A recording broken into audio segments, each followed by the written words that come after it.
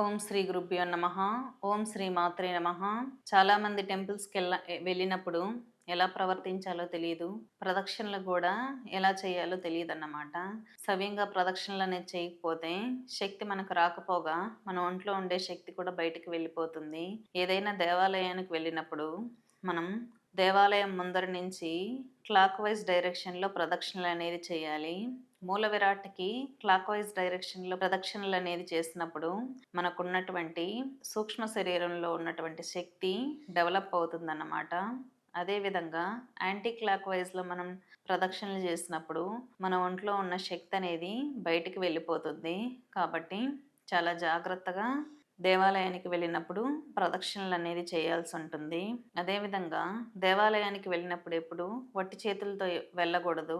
మనం చేసేటటువంటి దేవాలయ దర్శనం పూర్ణం అవ్వాలి అనుకున్నప్పుడు అమ్మవారికైతే పసుపు, కుంకుమలు, గాజులు, పుష్పాలు, వస్త్రము సమర్పించడం ద్వారా మన దేవాలయ దర్శనం అనేది పూర్ణం అవుతుంది. మన కర్మ అనేది కరుగుతుందన్నమాట.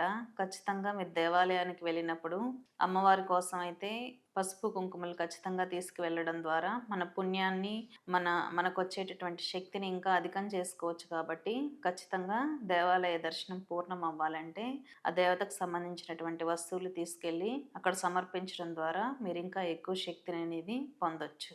స్వస్తి.